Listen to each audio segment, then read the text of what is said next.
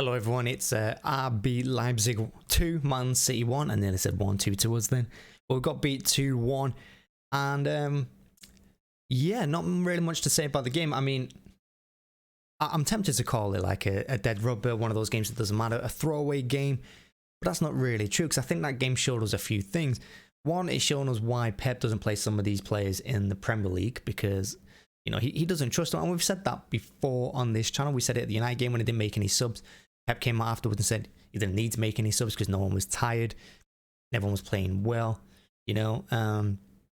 But we can look at it throughout the Premier League as well, like the Mahrez, Ake, and Fernandinho, you know, Stefan, Zinchenko, players like that. You know, those second string players that he put on today, they really don't really have much. I don't know. Obviously, they're good players, but he doesn't trust them as much, and that I can see why he's not playing them in the Premier League. That Champions League game today, I thought we were pretty poor. We were poor across the whole board. I mean, after Stefan had a decent game in goal. I've never really rated him that highly as a goalkeeper, to be honest with you. But he did all right. He made a few saves in the first half that kept us in it somewhat. He really couldn't do anything about the goals. We had a couple of chances to score. So I mean, it could have been any score. This one, it could have been 4-4, 5-4, something like that. We could have got smashed 10-0. It could have been anything. Leipzig did have more to play for than we did, but that's no excuse still. Pep demands perfection every game, and we demand it as well, and those players should be fighting for a place in the Premier League, but today, I didn't see anyone worthy of it. Grealish again, spurning a few chances. You know, he did well, otherwise Mahrez did well. I mean, who would have thought you'd see Mahrez doing a diving header? You know, but it was a good header as well, it was a good finish. I thought Foden played alright on the left. Yeah, I think we really lacked Bernardo today, and we lacked Jesus. I think Jesus would have done well, you know, in the middle, in that false number 9, moving around a bit. De Bruyne played today. He had a couple of good chances, but didn't really, you know, create too much. He did put a great through ball through for Foden on the left. When Foden hit the post, he was really unlucky there not to get an assist, and Foden unlucky not to get a goal.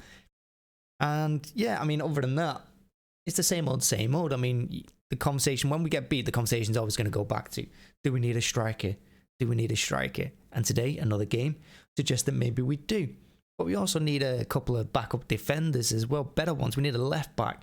We need another centre half. You know, if we can get rid of Ake, or, you know, just someone to cover Stones, Laporte, and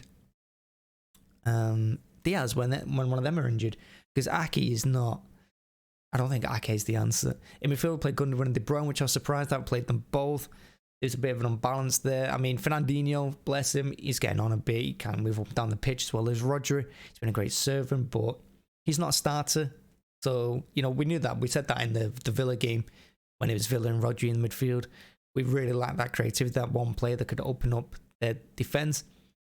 And Fernandinho, you know, he's not that kind of player. Neither is Rodri. With Fernandinho in there, you know, agent legs, you know, the defense didn't get that much cover. And Walker, I mean, Walker got sent off. It was a silly one, wasn't it? I mean, you could argue yellow, red. It could have been either. I wouldn't have complained, you know. But red it was, and he got boxed for it, and rightly so. I mean, silly game, and he's going to be banned for the first game of the next knockout stage. So we're going to miss him, and it's going to be away from home that game too. But yeah, so that means probably Zinchenko's going to start on that left. I'd rather him than Ake, I think. But other than that, game didn't really teach us much. It didn't, you know, no surprises. I mean, did I think we'd get beat? It's always a possibility, but did I think we'd play so poorly? Yeah, not really. I didn't think we would. But I was also hoping he'd play some youngsters. Pep said before the game that he was looking to the younger players this game. Where were they? He should start with 3 or 4 of them. He'd, you know, went with the second string first team instead, and you know, there's a reason he's not playing them in the Premier League, and he'll know that. Why not give the youngsters a go today? When if we get beat, who cares? Doesn't mean anything, does it? We're still through as group winners. So that's the only disappointing thing, really. What else to say? It was just a poor game, wasn't it? It wasn't really exciting. There's not really much going on there, but then RB Leipzig, and they make the 3rd place, so they dropped down into the UEFA League. So yeah, well, the Europa League, whatever it's called now, I don't even know. I played them, but poor performance from us. It's not good, is it, either seeing a game played behind closed doors and us away from home, but I don't like it. It's better with the fans. That also makes a big difference, I think, to the intensity and to the way teams play.